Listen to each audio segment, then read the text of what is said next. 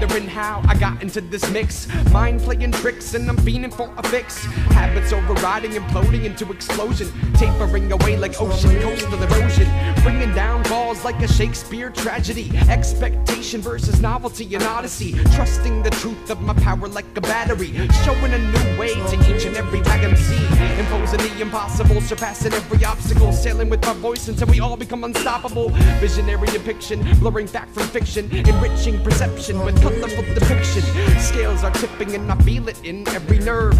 Revolutionary like the birth of spoken word. Tuning my thoughts to the streams of the absurd. Walking on by to a new day I turn. Walking on, walking on, walking on, walking on, walking on. Walking on, walking on, walking on, walking on, walking on. Walking on by to a new day I turn. To the mountain of the fountain of the knowledge that I learned.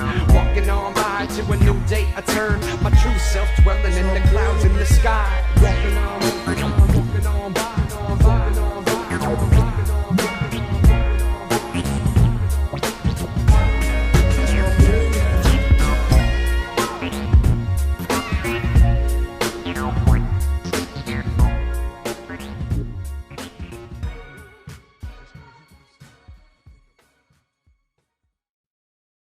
This is it, guys. Last time I get to talk to you from the safety, the confines of my room. And, hey, go, you know what? We totally forgot something. Grab that over there. That, yeah. Give us one moment, yeah. It should be plugged in. See, all this stuff, these technical issues, these are no longer going to happen whenever I'm in California. I need this. Welcome, welcome, welcome. Thanks to everybody who's tuned in tonight. This is my last episode of the Conscious Resistance Live here in Houston, Texas, in my studio in the room where we have been doing this show since November 17th, I think is when we started, 2013. I want to say a big thank you to everyone who has been supportive of the Conscious Resistance Live, my show, the Conscious Resistance Network that we have grown now to include Lessons in Consciousness with Bruce King. We're adding a new show in 2 weeks, Thursday, May 8th, The Junto with Zach Odom, who's on our graphics team and now joining the team as a host. We've got writers, we're looking for more writers, and I want to thank everyone who's donated to me, to the network. I thank my buddy Ben who brought me this awesome invention, the GoPro camera. It's that little thing. This GoPro camera so I can document my whole trip. For those who maybe just be tuning in or new to the show, I'm leaving Houston Wednesday, May 8th, and actually for the audience, I am actually going to be leaving from Austin more than likely tomorrow. I'm going to be heading to Austin on Tuesday, and then Wednesday morning I'll be leaving from Austin. It'll save me about a day's worth of riding, plus my grandmother's in Austin. I want to spend some time with her. If you've watched my show before, you know how important my grandmother is to me because she is a spiritual healer and just a very wise, awake person that I look up to. So I'm looking forward to spending some time with her before I leave. And tomorrow, that makes tomorrow my last full day in Houston. I'll be here partly Tuesday, but this is it, guys. I'm hitting the road. It's time for me to go back to where I believe I can find more truth, pursue my freedom. For the last 3.5, 4 years, I've been in Houston, Texas, fighting as an activist to create change, and also seeking change within my own self to continue to do the self-work that is so important, because as we know, the conscious resistance is about becoming aware of your own issues, your own problems, your own insecurities, your own fears, your own doubts, all those silly things, working past them so that we can each move past the silliness that is holding us back and keeping us in a state of statism. Hey, Mike Neal says lower my volume a little bit, open the Procaster. There we go. Alright, cool. So, if you understand the conscious resistance, if you're a part of this idea, you're working on yourself, you're working to better who you are and to better your own insecurities, because it goes along with the ideas of voluntarism, that the change is going to happen on the individual level. The individualist change is what we push here, because in order to achieve change on the grand scale, it has to start at home. That means you have to start local, and what's more local than inside, in your own mind, in your own heart, knowing your intention. So, at the very least, I hope that my show, we're on episode 21 now, which has been sometimes inconsistent. There have been all kinds of technical problems. There have been an assortment of failed interviews and all kinds of things that could possibly go wrong, and me being upset from time to time. And I appreciate everyone who's stood by and continues to support my efforts in Houston and through the internet. And I look forward to meeting more of you on the road. I've already talked to some people I'm going to be meeting when I get to El Paso, talking to some people that we'll be hanging out with in California, and on and on and on. And if you want to get involved with what I'm doing, if you want to get involved with Conscious Resistance Network, I'll be going to California, towards LA and San Diego, then I'll be heading towards Oklahoma in June, then I'll be heading back to Utah in July, and then in August I'll be in Arizona for the Jackalope Freedom Festival. So anywhere along the road, if you know of community gardens, farmer networks, activist communities, spiritual communities, anybody out there just doing something good, putting positive energy out there and creating solutions so that we can document that and counter this narrative that many people have bought into, that there's only negativity out there and that activism and activists only point out the bad things, but they don't do anything to create positive solutions in the world. And I know this to be false because I work to create positive solutions, and I've met many beautiful, amazing people in the city of Houston and all around Texas and all around this country who are doing great things, trying to achieve change, and they're working on themselves. They're building community networks of various kinds, and we all do it in different ways because that's the beauty of it.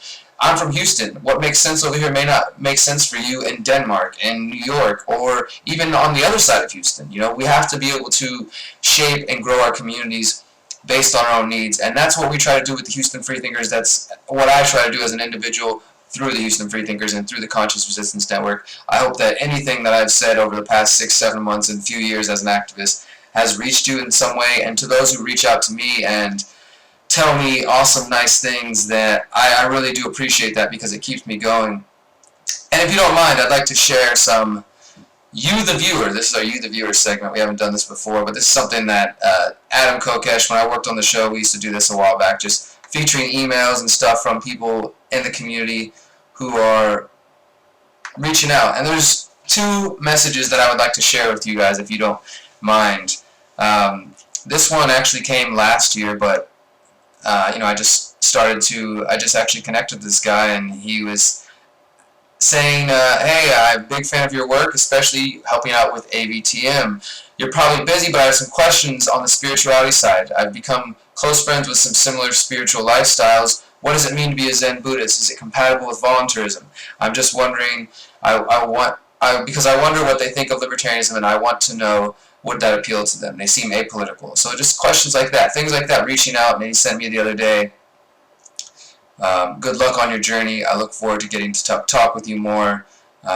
I'm sending good vibes your way. Things like that, simple messages that of reaching out, somebody that I've never met in person, those type of things go a long way, and they encourage me further. And I hope that something I've said has encouraged you. We got a lot to get into tonight in a short amount of time because, honestly, I'm ready to hit the road. I just wanted to check in with you guys and update you on my future here. I'm sitting at my desk with piles of books here. I'm trying to figure out what I'm going to take with me on the road. I've got the GoPro camera. I've got my camera. I've got a bunch of anarchist zines that I'm going to take with me.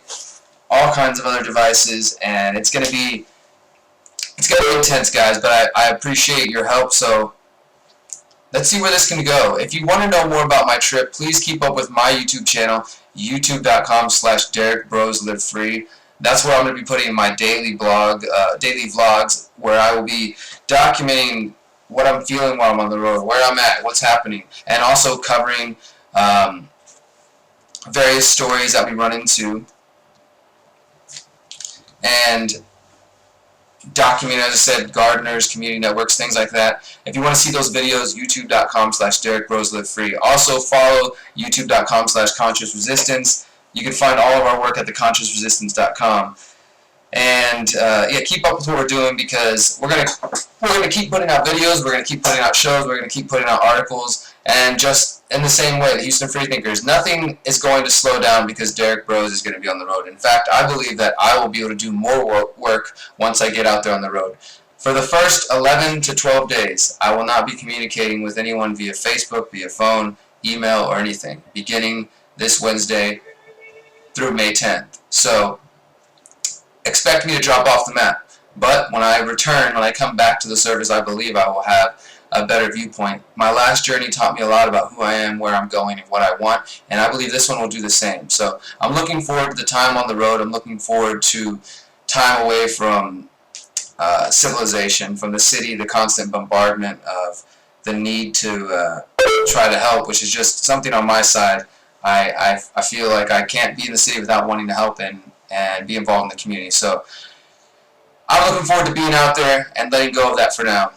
We're going to go to a quick music video, and then when we come back, I'm going to dive into some news I think that you should know, what's affecting your world, what's happening around you. There's a lot of crazy things going on that continue to take place, and I want to keep you informed on them. We're going to listen to, Say Girl Say, the one below that. We're going to listen to Say Girl Say now in just a second. This is a band from Houston, two beautiful ladies. And watch out, guys, this video has some nudity, so if you don't want to see any penises or vaginas, you might want to close your eyes. But we'll be right back. This is the Conscious Resistance Live, and enjoy Say Girl Say. Light, die, die. Light, die, die, die, die.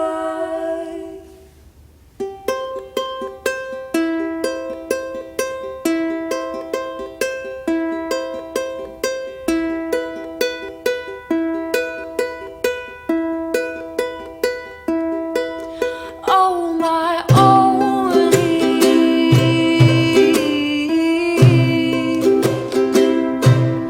on my own.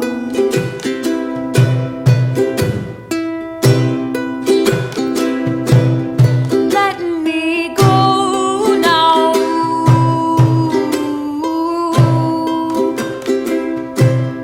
I've been cold.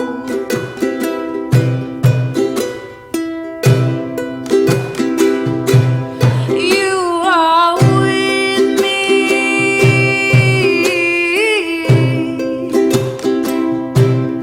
I am free.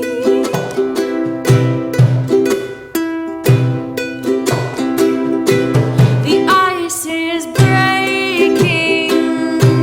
Oh, beneath our feet.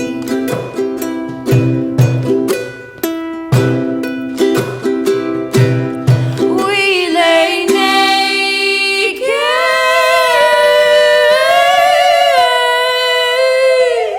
in the moonlight.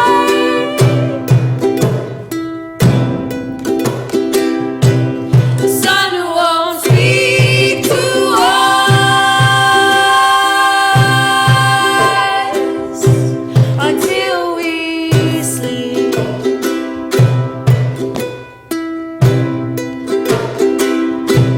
So dream with me,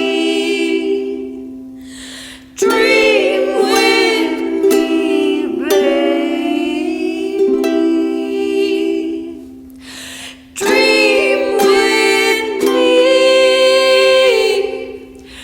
Dream with me, baby.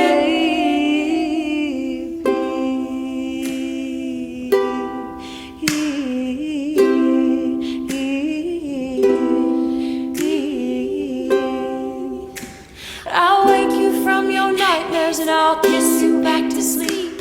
I'll wake you from your nightmares and I'll kiss you back to sleep.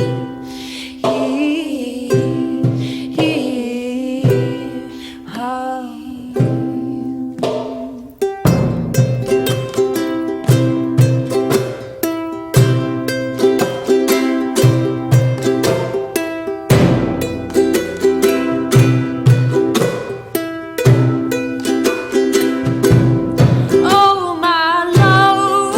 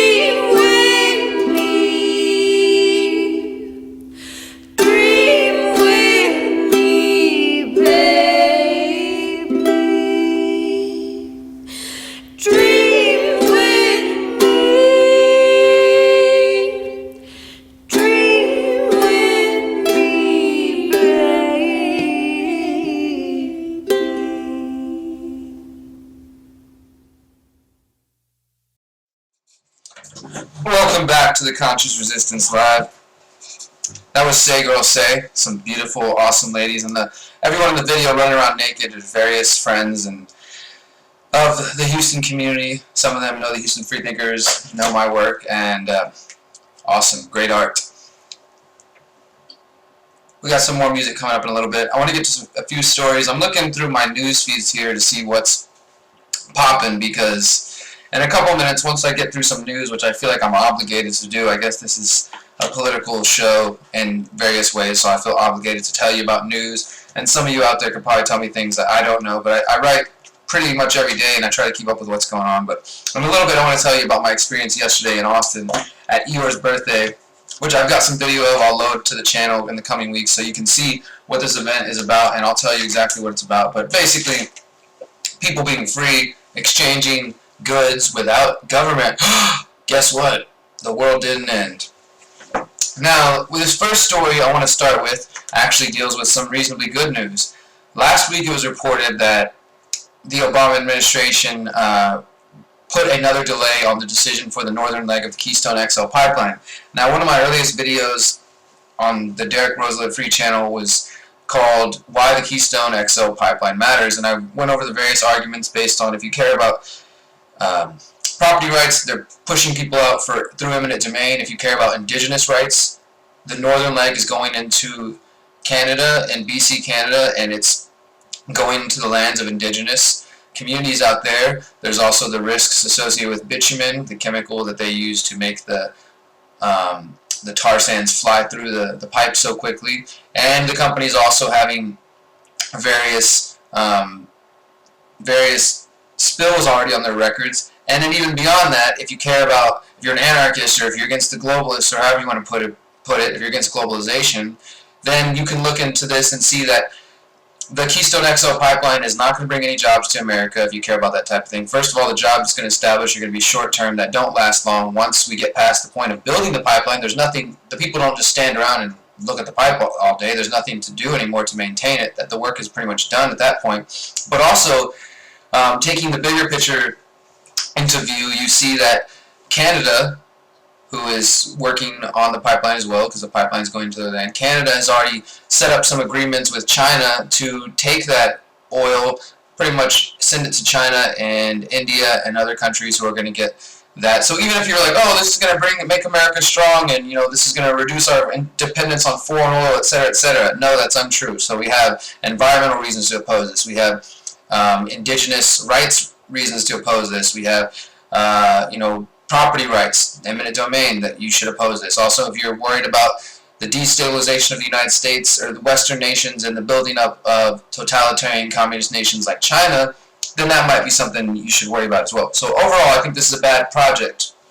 Now, just the other day, the Rolling Stone magazine reported that, according to one of their sources, President Obama has already decided against permitting the Keystone XL pipeline, and he's just waiting to announce it. So this is just last week. The State Department announced that they were going to delay it till after the elections, which is largely a political maneuver. Obviously, if Obama makes a decision one way or the other right before the midterm elections, it could taint his team. And since we're dealing in politics, they're always thinking about what's good for the party, not what's good for the people, or what's good for the planet. Which again is one of the problems with being involved with political parties or any type of collectivist thinking, because if you don't stand by who you are, a principled, free, beautiful, independent human being, then instead you're like, oh, I'm going to follow what the Democrats do or the Republicans do. Now, most of this audience has already passed that. You see past the two-party system, but think about other ways that we apply certain labels and wear them and let those dictate what we do. Maybe this is something we work against as Houston Freethinkers. There's no official Houston Freethinkers pin. There's no, take an oath, you're part of the team now and you're bound to this by whatever. You're just a free person coming together to make changes. So we try to get past that, but think of the collectivist mindset. Recently I've run into this with the idea that individuals, I'm going to go off on a tangent for a minute, so follow me. In your discussions, have you ever dealt with anyone, and I don't want to say on the left side of things because that oversimplifies it, but individuals who are concerned with bigotry, sexism, privilege, stuff like that, where the collectivist mindset almost seems to say that if you as an individual are able to succeed on your own without the collective, that's hurting others, because if you're succeeding, you're making us feel bad about ourselves, or we are unable to do whatever it is you're good at. Say your skill is painting, you're an amazing painter and you succeed at this. Well, the collective says, well, unless those paintings are for the good of all of us, then your painting is actually hurting us, because you're making the rest of us look bad, and you're succeeding, and it's almost this sort of self-hatred, I feel like, or this belief that you shouldn't be successful, that you shouldn't pursue goals, and that and we have to remain equal. And that's where I think the danger comes in with collectivism and the power of the individual, because if you want to change things, yes, we have to do it in a collective, global good type of way, but that's not going to come through force, and that's where collectivism ultimately leads, is either the individual is going to lead the change with voluntarism, or just deciding, hey, you know what, this is better for my own self-interest, so I'm going to make this decision. Now, looking at history and looking at what governments have done and looking at where collectivism goes, I think you can easily say it works against your own self-interest to continue to work with the government, to continue to work with the state. Instead, what you should do is pursue your own ends, and not to say to a selfish point, because I mean that's what we're going to get with this. Some would say, oh well, libertarianism or anarchy even, or these various ideas, they promote individuality to the detriment of the collective, and some will argue for the greatest good for the most people. I personally am trying to lead people to lead themselves, and what I mean by that is I've been inspired by various people along my path, but ultimately what they showed me was you don't need to follow anyone. You don't need to follow Adam Kokesh, Derrick Bros, Obama, George Bush, fucking anyone. You should lead yourself. You should learn what it is that holds you back. You should be able to communicate with individuals, because I think that there is power in the community, communication, breaking down these barriers instead of just walking all day in tunnel vision and not communicating with the people around you and ignoring them. And also, it goes into things like when people ask you, how do you feel? And you bullshit them and say, oh, I'm cool, everything's fine. Instead of being like, actually, I feel like shit today, and I would love to talk to you about it if you're down to hear me. And if you're not, cool. But, what I'm getting at here is that the individualist thinking promotes strength in you. The collectivist thinking promotes strength in the collective, obviously. Now, the difference, though, is when we talk about succeeding and pursuing freedom, we have to first start by asking, what does freedom mean to you? What does freedom look like to you? Now, for me, freedom looks like empowered individuals all around the world, all around the country, making their own choices, making up their own mind, and deciding for themselves, I want to eat better. I want to live better. I want to know more.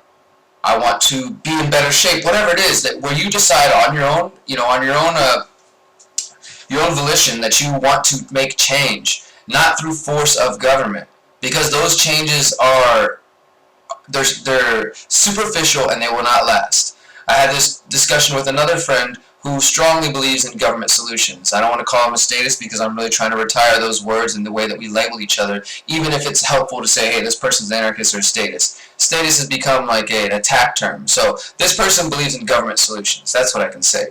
And he argued adamantly for changing the laws to ban genetically modified foods. This is one of the stories we're going to get into. I guess we'll get into it now. But he was arguing for banning genetically modified foods, and I told him how I wouldn't fight or oppose that directly, but I'm not for using government in that way. Basically, is what I'm getting at. So, what is my solution then? I don't like genetically modified food. I don't really believe that it helps us in the way they say. I would prefer to grow my own organic, locally sourced food, things like that. So how can I, as an individual, push that idea and persuade others, not using force or coercion, persuade others that that's the way to go? Well, my ideas would be using the market, the exchange between individuals. So I say, hey, Zach, I would like to come to your restaurant and start selling you these crops. They're locally grown, they're organic, I can give them to you at this price. Then you decide, wow, this is a lot better for me to do this, so I don't have to go from Cisco or whoever the big companies are. This is actually cheaper, plus it's local, it's from my community. My customers, they enjoy it, they like knowing that their food's coming from down the block instead of across the country where it takes all this gas to get there, and et cetera, et cetera.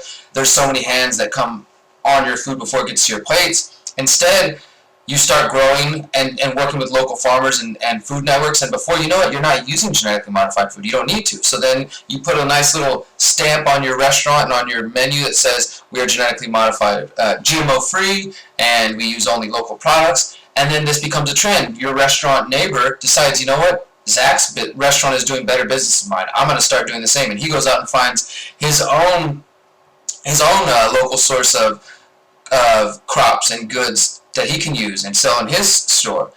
And it goes on and on and on. So the idea is that we can change the culture, we can change the thinking by getting out there and communicating. Now here's the other option. Here's the statist government option. Let's be fucking lazy and tell a bunch of people with guns to come along and force everybody to do what we want. I mean, that's what it is, right? I mean, that's what using government is, right? And although my friend is well-intentioned, when I sat there and talked to them, I said, you know, he just thought it was so crazy and outrageous that I wouldn't use the government. He's like, you don't even like genetically modified foods. Why aren't you for this? You know, why don't you want to, you know, get the government to this? And my answer is because I believe in you. I believe in you. I believe in every single one of you hearing this right now. I believe in every single one of you who will hear this later. I believe in every single one of us, including myself. The more we believe in each other, the more to me that says you're strong, you're empowered, you're intelligent enough to make your own decisions. I don't want the government to come along and take the bad choices away from you, because freedom means being free to fuck up. Freedom means being free to choose to go out in the middle of the night and eat a bunch of fucking Taco Bell if that's what pleases you. To go stuff your face full of GMO foods if that's what pleases you. To drink fluoride water, all these things. I'm not trying to adapt the world to look like what I think it would best. What I'm trying to do, and what a individualist, voluntarist method is to see the things in the world you don't like. See the ways we can improve. Educate the masses. Non-voting, non-violence, direct action, and the change starts with the individual. So whether it's genetically modified food, whether it's drone wars, whether it's surveillance, whether it's things that seem so impossibly out of our fucking control, like the TPP or the United Nations, all these things, I truly believe that ultimately it starts right here, and those are the strongest actions we can take. So remember that when we're dealing with all this crazy stuff, that there are ways and there are steps that we can take in our personal lives to make ourselves more free. And again, it's not just about ourselves, though, because we have to ask ourselves, what does freedom look like? I know what freedom means to me. Freedom means waking up every single day and doing whatever I want as I please. It means being able to eat, to live, to express myself, to wear what I want, to talk like what I want, and to grow and to learn and to be around people that I care about. That's what freedom means to me. Now, what does freedom look like? I can envision it. I can kind of give ideas. Well, that means, you know, we can sit here and theorize on how it's going to look and how are we going to have the infrastructure to make it so that everybody doesn't have to work, or we only work minimally, etc., etc. But it's going to look different for each of us, and I think that's what's important, to respect that freedom doesn't look the same like to everyone. It looks different for each of us, and so we each have varying degrees of freedom. And all I'm saying is, if you want to believe in the collective, and if you want to believe in the state, and you want them to make the decisions for you, that's fine. But don't hold a gun to my head or to anyone else's head out there and say that you got to go along with this plan or we're locking you up in cages. And that's where we'll diverge, and that's where conflict ultimately will rise if people don't start realizing we are capable of thinking for ourselves. We're capable of believing whatever we want. We don't have to try to make everyone fit into these one-size-fits-all models. I mean, that's what I've personally rebelled against my entire life. Everybody has been trying to cramp me into this one-size-fits-all model. You got to go to school. This is how you need to look like afterwards. This is the job you need to take. These are the clothes you need to wear. If not, you're not going to be happy. And I tell my friends often that when I was growing up as a little kid, every time I saw somebody, an adult or even an older teenager or something, who had tattoos or piercings, or they just dressed different, they looked different, it gave me some silly sense of hope. And what I mean by that is that all of my life, and probably your life as well, we've been told that this one-size-fits-all model, this government, this working 9 to 5, going to school, getting married, that's the way to be successful, that's the way to be happy.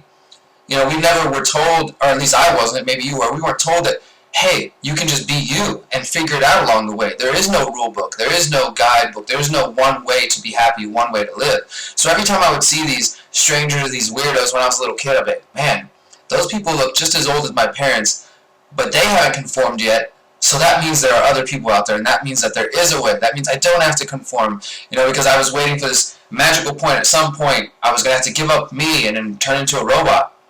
But guess what, guys?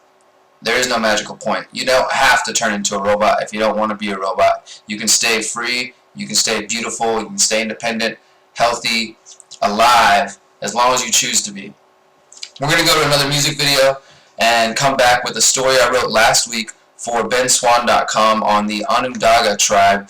I try to keep up with all the indigenous resistance stories, so I think this next segment will focus on 2 indigenous resistance stories, one in New York and one in Oregon. So we'll get into those when we get back. This next song is from another Houston artist, Craze Music. Awesome guy. Thank you, Ivan Kane, for bringing us these tunes. This is a real chill one, so if you've got the bowls, if you've got the joints, this is the time to pull them out and light them, guys. You are watching The Conscious Resistance Live, and we'll be right back.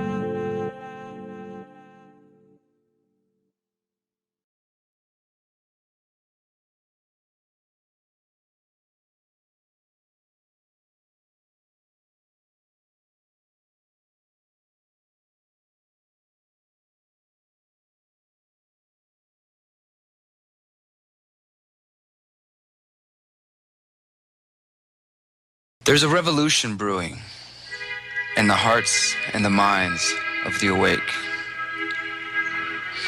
There's a revolution waking from slumber in the minds of those who are yet to fully realize what's happening around the world, but have an inner stirring, an inner voice calling to them, reminding them that they want to be free. Sometimes you see traces of this revolution on the street. You see people marching. You see signs being held and flyers being passed out and voices speaking through megaphones. Occasionally, you hear the revolution over the radio or through the internet. Sometimes you might even smell the revolution growing in your garden. But ultimately, this revolution remains in the hearts and minds of the individual. And that is you, and that is me. Together, as we spread this message of liberty, of true freedom, of self-rule, of responsibility, of mutual aid, of voluntary association, if we spread these ideas of freedom, they continue to grow. And ultimately, we will reach a tipping point where the ideas of freedom have overtaken the ideas of statism, the idea of government as parent figure or savior. And when we reach that point, and we will, we'll look back on the past, our current present, and wonder how we ever even lost the idea of freedom. It'll seem so obvious, like it's been there the entire time waiting for us. Because it is. And there are those who have not yet found this message. There are those who are still caught up in their own emotional muck or stuck in the day-to-day grind of the machine that is the state, attempting to give purpose to their lives, give purpose to the drudgery that we're told is just a part of life, that every good, honest person should be working a 9-to-5 job, should be a slave to the very system that we're told we need to exist. And these people who find themselves in these situations, there's nothing wrong with them. They're not sheeple. They're human beings, just as you or I, who have not yet come across this message. Does that mean we're the chosen ones and they are somehow lost in the wind? Not at all. There's no difference between you or anyone else who has not yet heard this message. We were all once in that place, and the only way we came to this place, where we consider ourselves to be aware or awake or in the process of educating ourselves so that we can move past these things, is because other people chose to keep the message alive and to pass it back to us. Now, as people begin to let go of this facade, this belief that we need the state, and people begin to wake up to the corporations and to the banks and to the way that they work together with the state, and they realize not only the power of the message of liberty, because that is definitely one step, and I know some of you got that, but then go even further and recognize that it's not just the state itself, but that there are people who run the state and control the state. There are a they.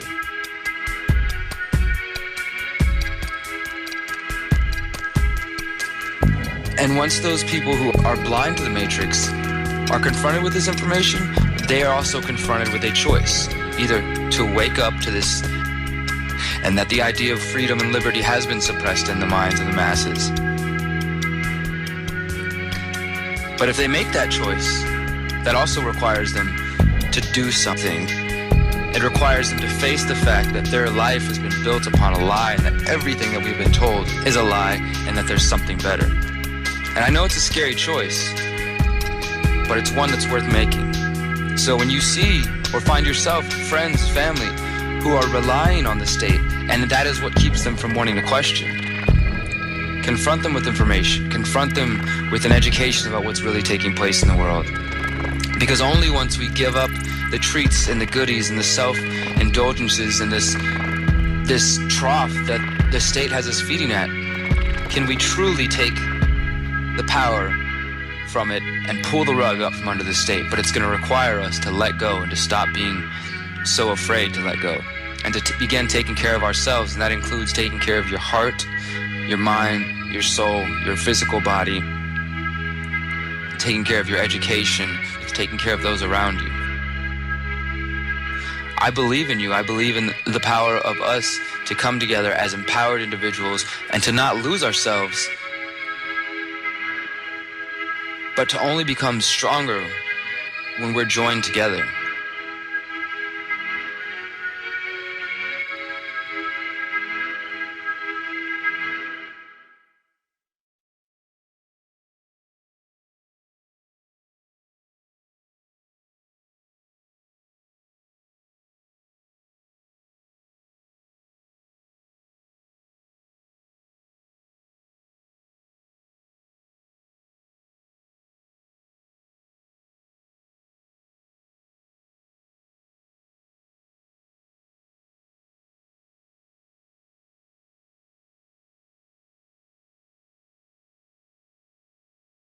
Welcome back to the Conscious Resistance Live. That was a video I did a few months back with the crew of Lifting the Veil, Carrie Lee and Justin of Lifting the Veil. What's up, guys? Thank you for that. And honestly, I love that video too. Thank you, Damon, and everybody else who's checking it out. That's probably my most favorite video of my words that anyone's ever done or remixed, put together.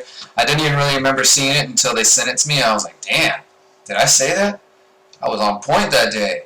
Sometimes, I just start talking. Later I listen, and I'm like, damn, that one sounded good. And, yeah. Thank you for that. Also, before I forget, I want to thank all of our affiliates and sponsors of the Conscious Resistance Network, On Corporate Media, Liberty Movement Radio, who we're going to be working with. They're going to start carrying my show on mornings on Liberty Movement Radio, and I may even be doing some other projects with them that we'll get with later. Also, the Truth Broadcasting Network. I don't think they're hosting the show right now, but we will be back on there. And, of course, our friends at the Rundown Live. If you ever want to listen to our show, my show Sunday nights at 8 p.m. Central, you can listen to the TuneIn app on your fancy phones under the Rundown Live.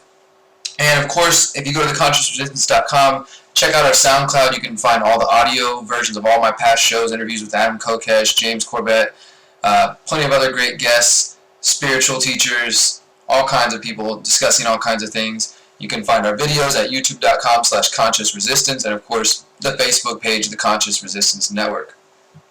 So now on to our next couple of stories here.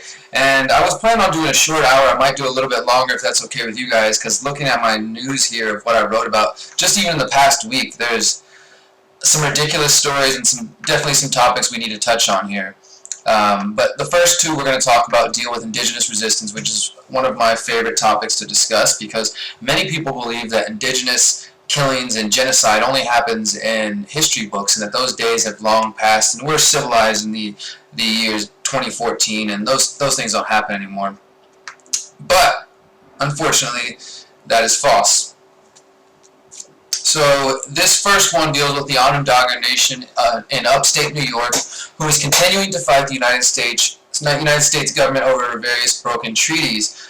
Now, last Tuesday, April 15th, the Onondaga Nation, they filed a petition with the Organization of American States calling on the Inter-American Commission on Human Rights to condemn the United States for human rights violations. The Onondaga are seeking recognition for human rights violations in response to U.S. courts' refusal to hear their lawsuit asking for a return of some 2.5 million acres of sovereign land in upstate New York. So what the case deals with is, back in 1794, the Treaty of Canandaigua, including, this is crazy, George Washington was present at this treaty, and we can't even get respect for a treaty that George Washington, the first president of this country, was involved in. But chiefs from the Onondaga Nation, they held a demonstration in front of the White House after they filed their petition. The crowd was wearing traditional Onondaga dress, and they carried a historical wampum belt that was commissioned by President George Washington as a symbol of peace during the signing of the treaty. Now, the Onondaga are one of 6 nations that are part of the Iroquois Confederacy, and according to their website, they survive as a sovereign independent nation living on a portion of ancestral territory and maintaining their own government, laws, language, customs, and culture. They reside on a 7,300-acre territory of Syracuse, New York. But what they say is that since 1788, right after the treaty, right before the treaty, the United States government has been stealing land from them, and in 2005 they filed a lawsuit in the United States District Court, which was dismissed immediately. Then they appealed that decision, but it was affirmed by another court, and finally they sought a review of their case by the Supreme Court. And on October 15, 2013, that petition was denied by the Supreme Court, and now they say they have no other option but to look for assistance from the international community.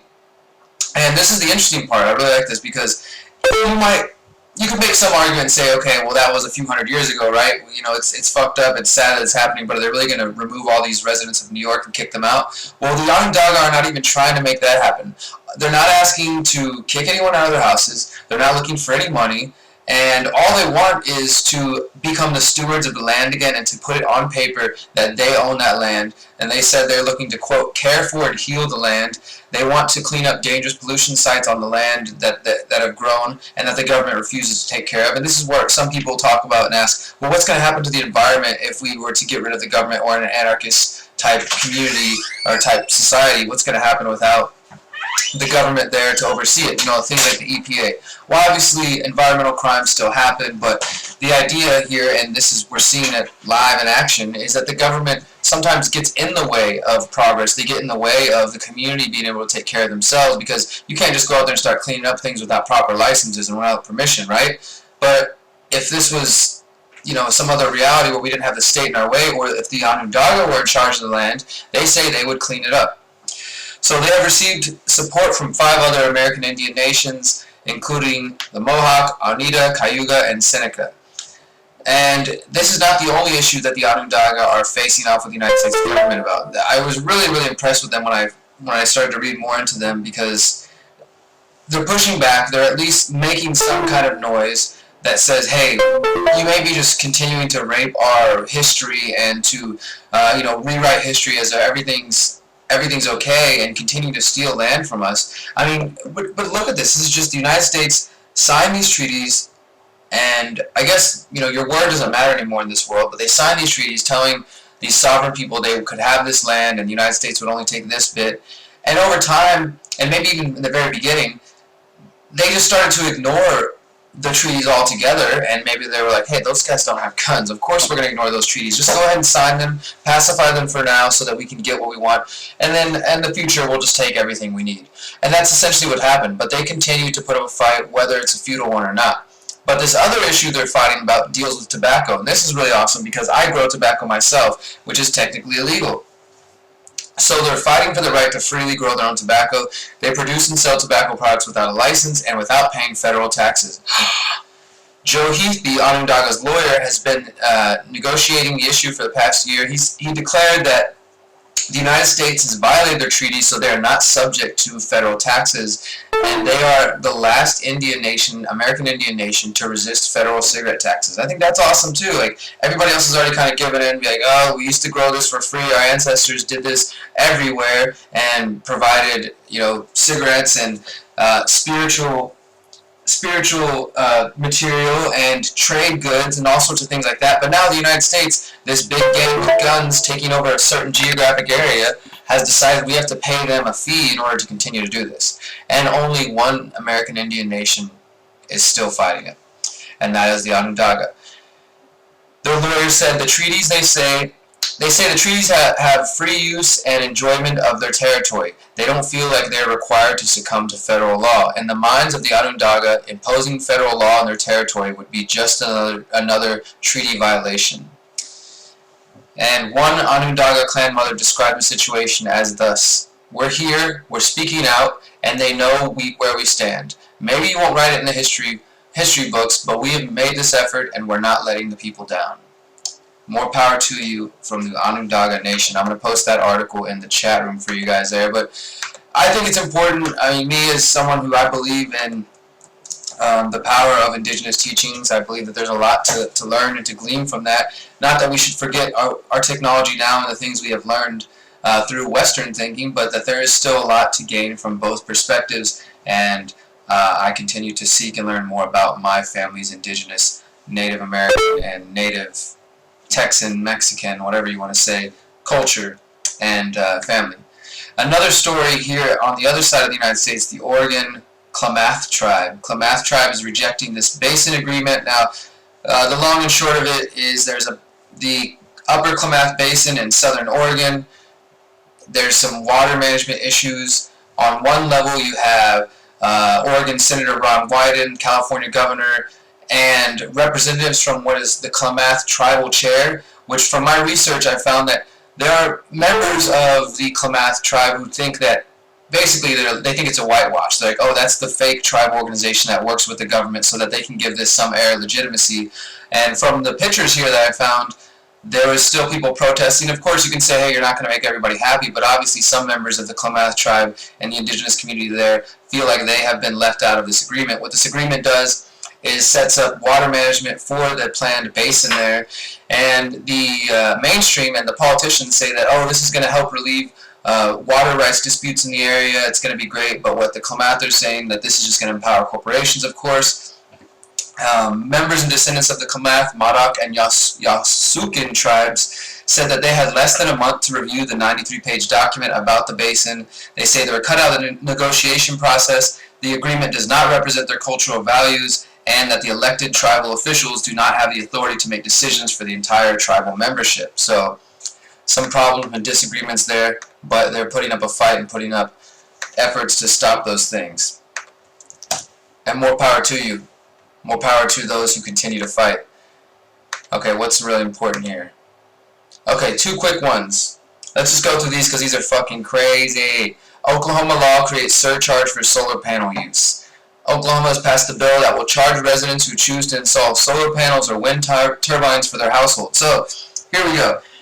You're thinking, this whole electric grid, I don't know if I want to be on it anymore. There was some power outages in Texas going around. I don't know if I want my power usage in the hands of these big giant corporations in case something happens crazy. I want to be in control of my destiny and where my family gets their power from. So we're going to start installing some wind turbines, solar panels. We're going to become sustainable.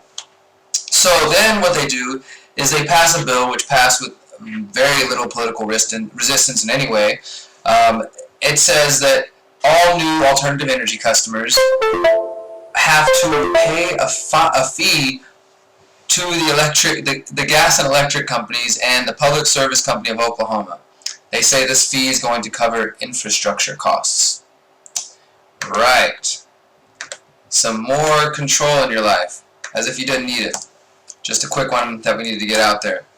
Now, I got two more really big ones that I want to go into. One I want to briefly mention because I'm in Texas for a couple more days, and the prison systems here suck, as they do everywhere, at least in the United States, where we're taught that, hey, you're a criminal, throw you in a cage, don't bother trying to understand the deeper issues and the root causes to what got you where you are. Instead, let's just throw you in a freaking cage and think everything's going to work out great. So a University of Texas School of Law Human Rights Clinic report says that Texas prisons violate basic human rights. The 40-page report detailed extreme heat conditions that have led to 14 inmate deaths since 2007. The report recommends air conditioners be installed and temperatures kept below 85 degrees. And according to the Texas Department of Criminal Justice, the cost would be too high for air conditioning equipment to be installed throughout the state facilities. Now, one interesting part of this report, I didn't mention this in this brief little blurb I wrote for the Liberty Beat, but in the report they actually found that at one point there was an uproar because TCR, they built a temperature-controlled room for hogs, for the pigs, because they have their own slaughterhouse there, and the pigs had AC units, while all the prisoners were sweating and dying in, sometimes 100-degree plus weather in these metal concrete prisons. Guess it gives you an idea on how they see you once you're locked up behind cages. Once you're locked up behind that cage, once you got that felony, once you're wearing an X on your back, which I do, I'm a felon. I have to cower and hide when I go look for a real job, a mainstream job, because they're like, oh, you have a felony? Oh, can you please write down your criminal history? For me, it's so weird because I've worked so hard the past 4 years to make my life dependent on my own needs and to be as free as possible. I write for a living, I garden for a living, I barter, I do all kinds of things that are all on my own schedule and my own means, that whenever I run into a situation where somebody cares about those things again, and they're like, you have a felony? And they look at me like real weird, I'm like, yeah, does that bother you? Because it doesn't bother me. That was 8 years ago, and I'm a different person, and even if I wasn't, how does me being locked up for something like a victimless crime or a plant or an arbitrary or a drug of any kind, because I was arrested for crystal meth, for the record, for those who don't know. But even that, it was my choice at the time to do what I wanted to my body, and it led to me. That experience led to me waking up in a lot of different ways. But again, the point is, why should I feel guilty for having a criminal record according to the state based on silly laws in the first place? I shouldn't, and I don't, and you shouldn't. So fuck them. We're going to go to a music video and come back and finish with our last 2 stories of the night, and then our final thought, Jerry Springer style, and that'll be it for the night. So stay tuned. We got one more song, and I'll be back. 1, 2, 3.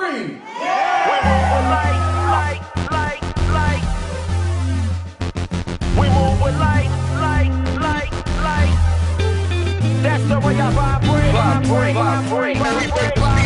We move with the light. It's a movement. We move with the light.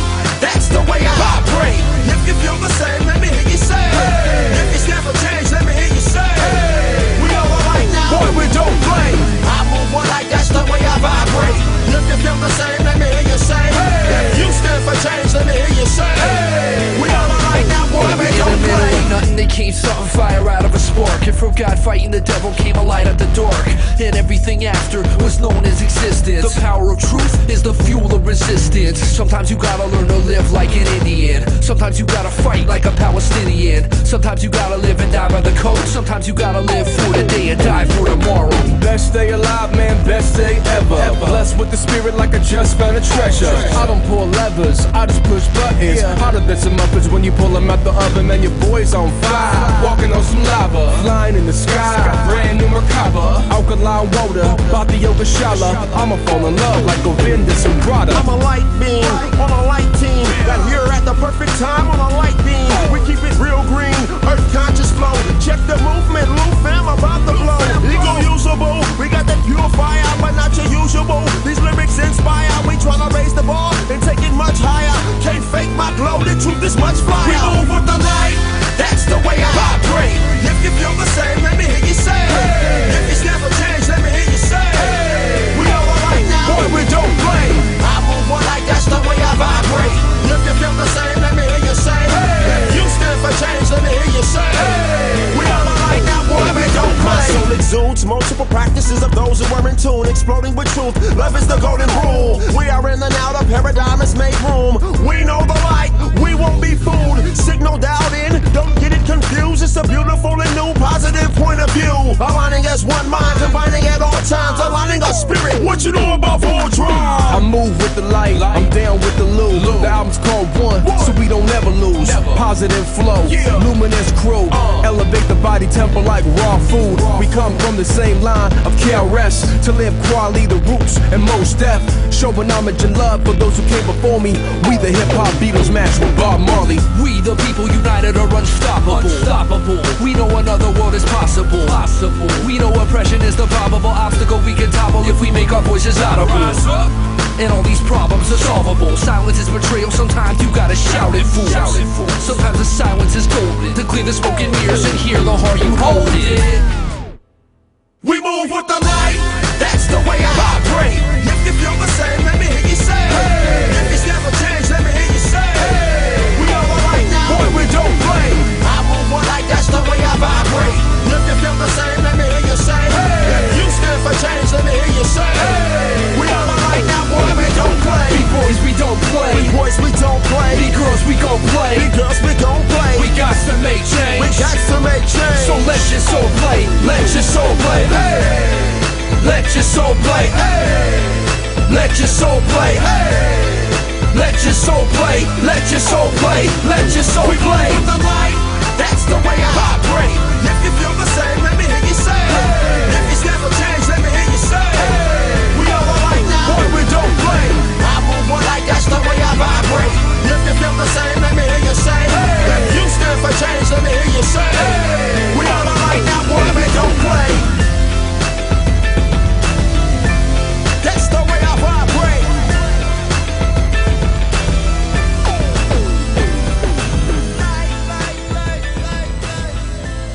That's the way I vibrate. Welcome back. Alright.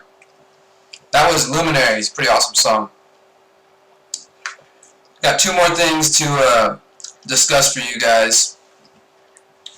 Two news items and then two more spiritual, philosophical things that I'm going to leave you with before I head out. Man, I'm so stoked because beginning Wednesday morning, I'll be leaving on my bicycle with nothing but a solar panel, bags and clothes, tools, some food, a computer, a camera, books, and me, and the road, and my mind. And for 11 to 12 days, I will not be communicating with a single soul on this planet.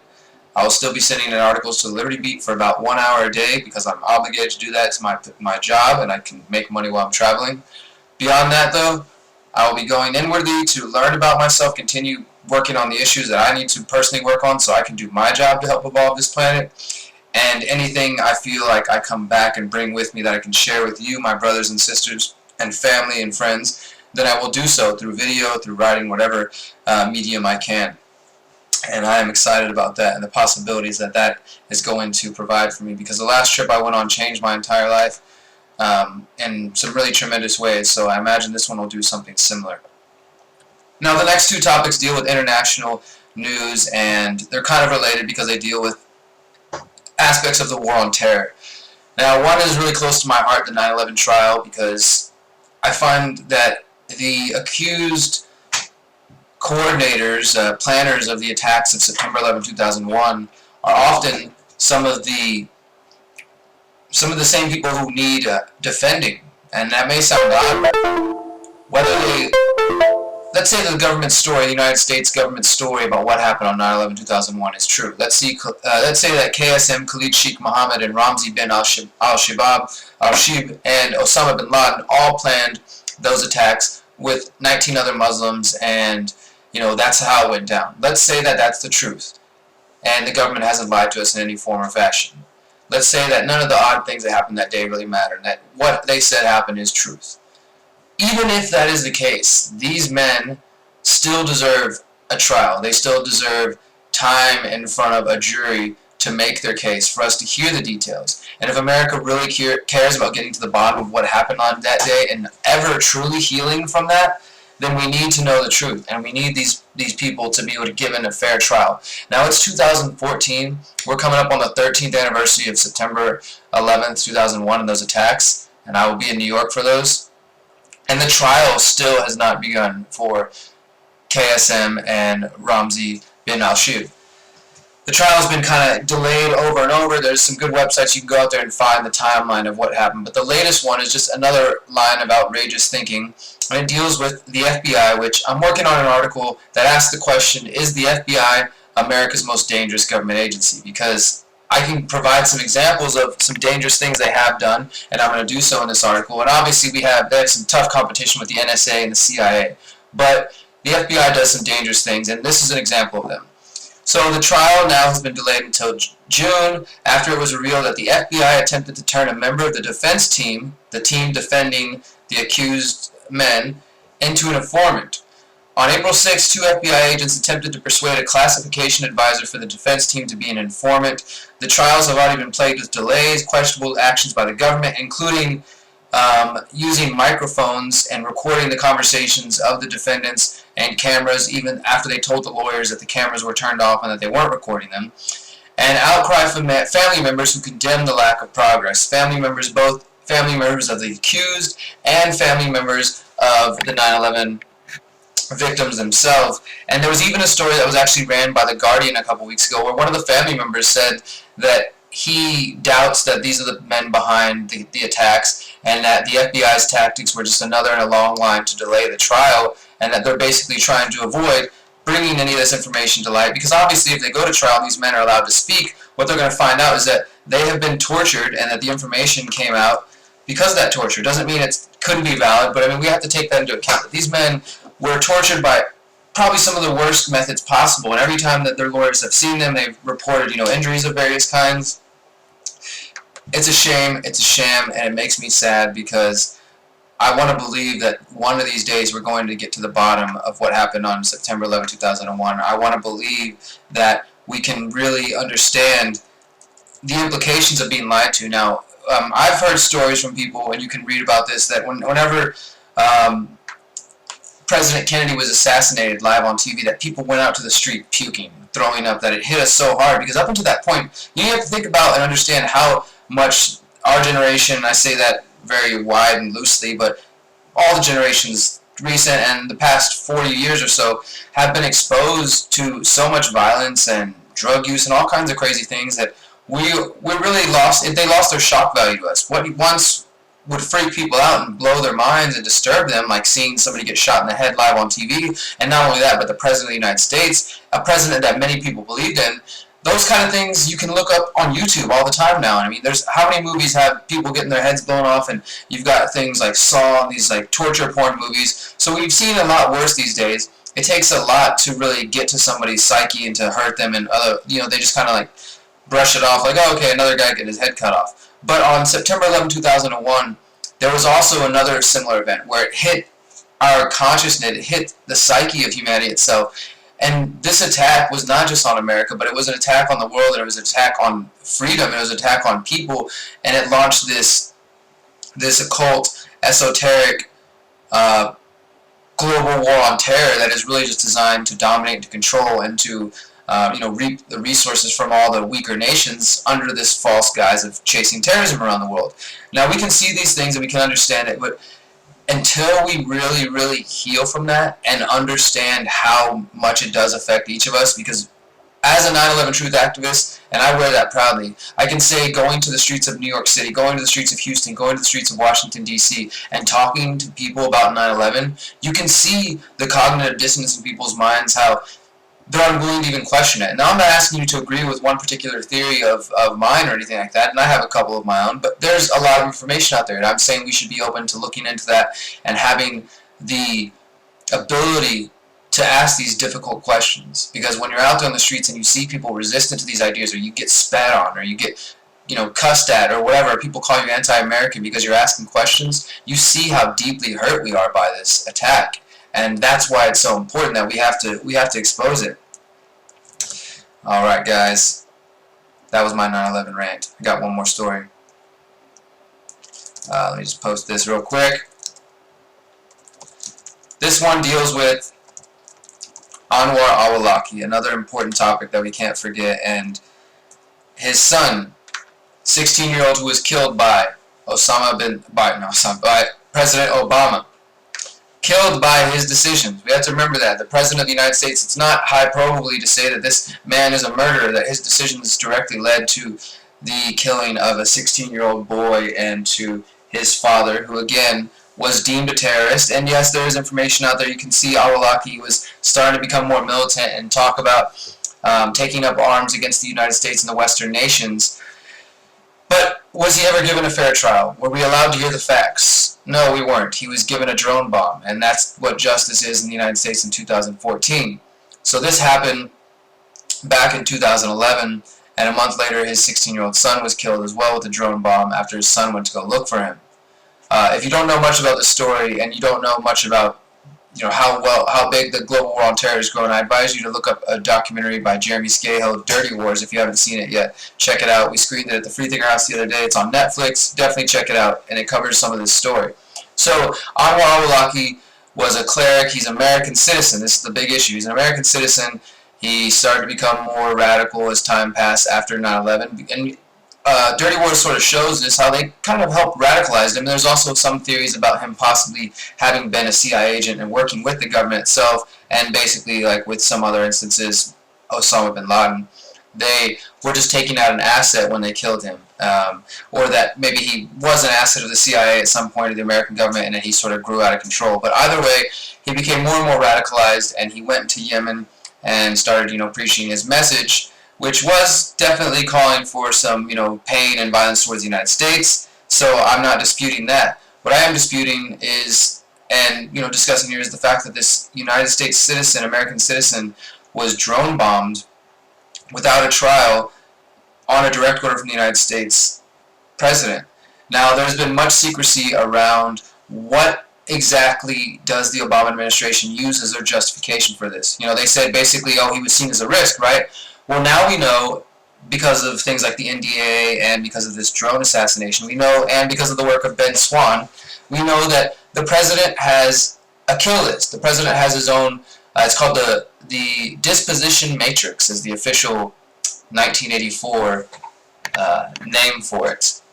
The Disposition Matrix is the president's personal kill list, where they decide, and the New York Times reported on this as well, where they decide who's a threat and how to take them out. So up until this point, we have had no idea, other than the obvious, that, hey, Al-Awlaki was out there calling for danger to the United States. We don't know the process that the United States goes through to decide, yes, this person belongs on our assassination list. Yes, this person is going to be killed.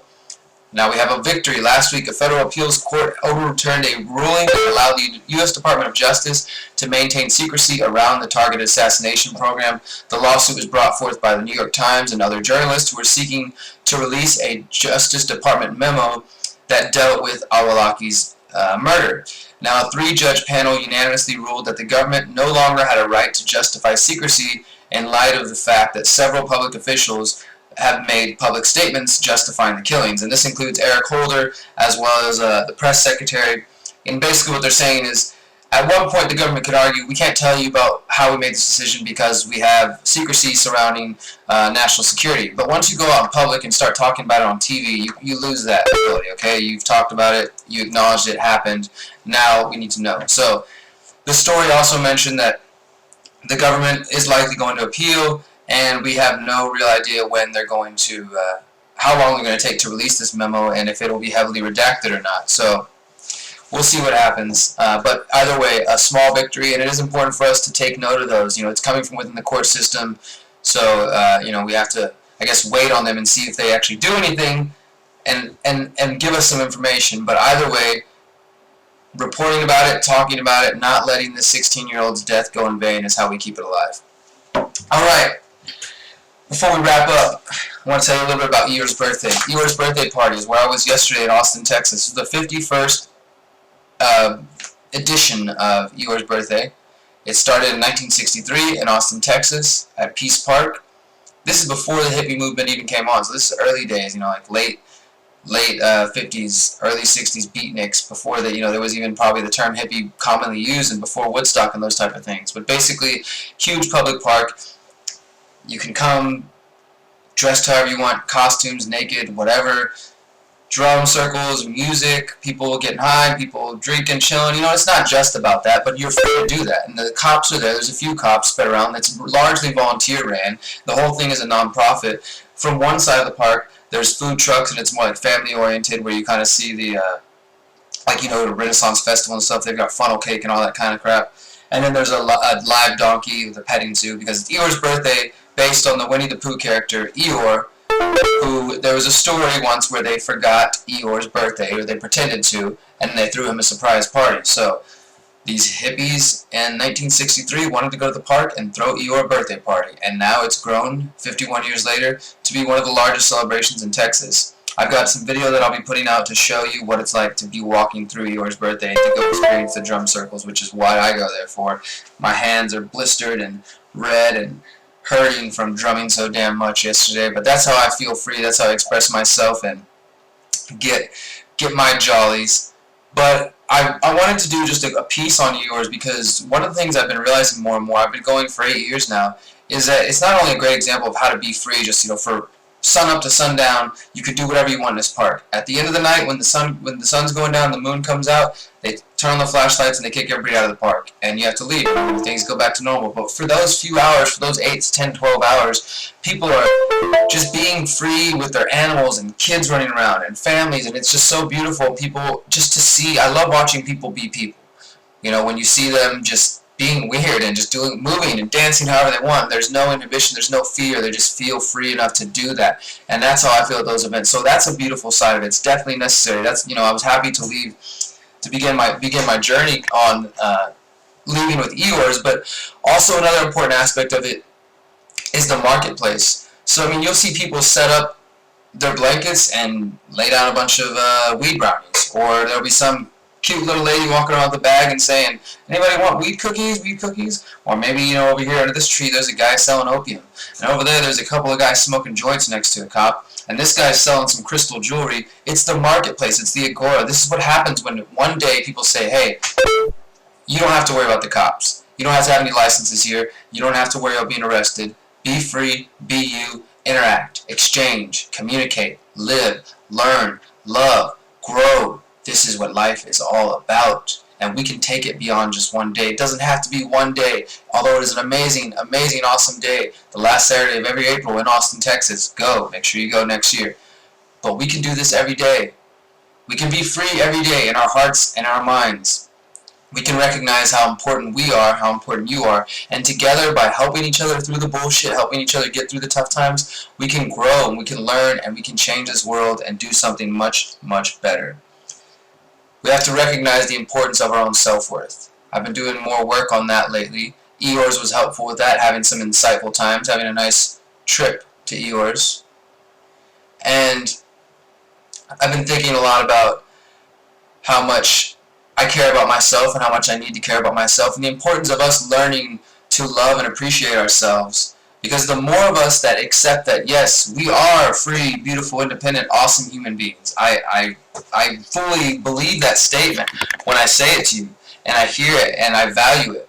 But I also understand, that sometimes we feel down on ourselves. We don't give ourselves enough credit. Let me personalize it, because I want to speak for myself. Maybe you can resonate with some of these things. Maybe you haven't. Maybe you've grown past this. But if you feel like I feel, and occasionally you find yourself buying into the negative programming and doubting yourself, or having silly fears, and later you're like, man, why was I so wrapped up in this? Or you find yourself questioning other people or mistrusting other people, and you know, these things can be helpful, understanding your environment and how to go about how to make decisions. But if you find yourself just constantly inundated with this static, this frontal lobe thinking that won't let you just be and just be happy, maybe stop and think, are you happy with yourself? Because what I'm finding more and more is when I'm unhappy with my circumstances, when I feel like there's something to critique and I'm bitching and moaning about everything going on around me, it's usually because I'm not happy with myself. And because it's easy to point the fingers outward, it's easy to direct your energy outward, but it's a lot harder to stop, to slow down, to look inside and to say, am I happy?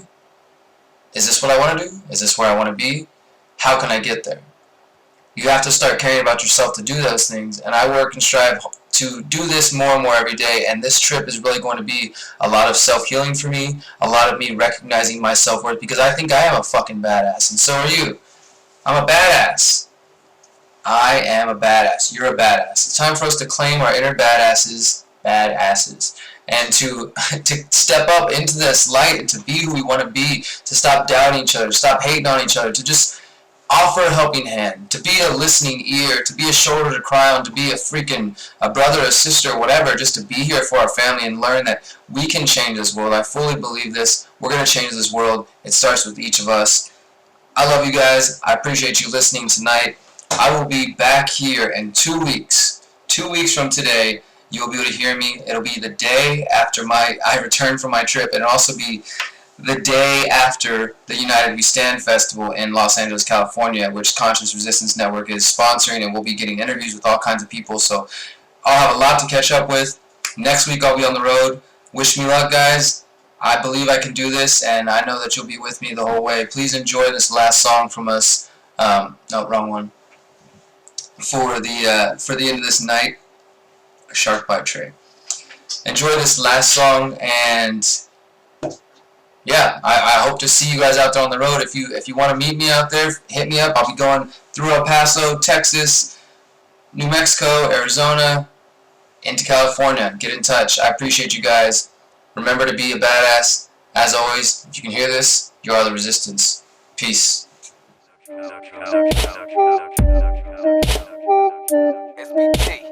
Picked it up, I'm moving slow, feeling so fantastical. Picked it up, I'm moving slow, feeling so fantastical. Outer space, that's where my mind resigns. My body left on earth, I see you chasing dollar signs when you should be chasing time.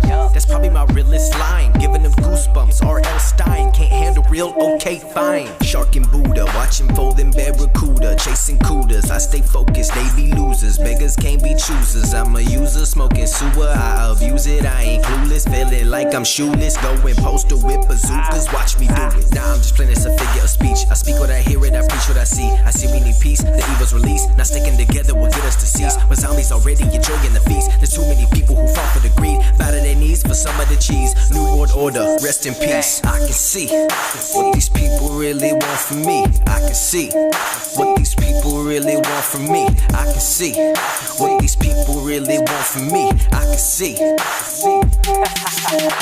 the end of the day, it's only me, myself, and I. Me, myself, and I. Me, myself, and I. At the end of the day, it's only me, myself, and I. Me, myself, and I. Me, myself, and I. Me, myself, and I just realized I can't rely on girls or guys, cause friends will lie and girls will try to hide the fact that they talking behind your back. Better always be mentally strapped. Think your little AK is gonna save the day. When they drop a nuke, you're gonna handle that.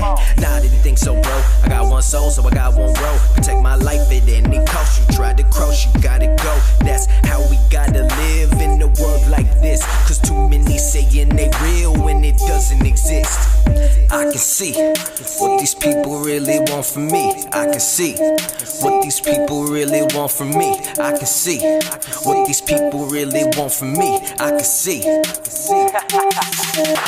the end of the day, it's only me, myself, and I. Me, myself, and I. Me, myself, and I. At the end of the day, it's only me, myself, and I. Me, myself, and I. Me, myself, and I. I see the passion lacking in the human race. Stocking up on fashion, I should smack you in your human face. Mocking others' actions, looking drastic, but it's a fantastic taste. I rise with the hate, so when they hate, I put them in the casket phase. Ain't nobody gonna hold me down. We all got a crown up in them clouds. I see mine, I'ma go get it now. I just want peace, no need to bow. Speak your words and speak them loud. Make sure that they hear you now. Dreaming, searching for the keeper. Hopefully he never lets me out. This administration intends to be candid about its errors. SPT. For as a wise man once said, an error doesn't become a mistake until you refuse to correct it. We intend to accept full responsibility for our errors, and we expect you to point them out when we miss them.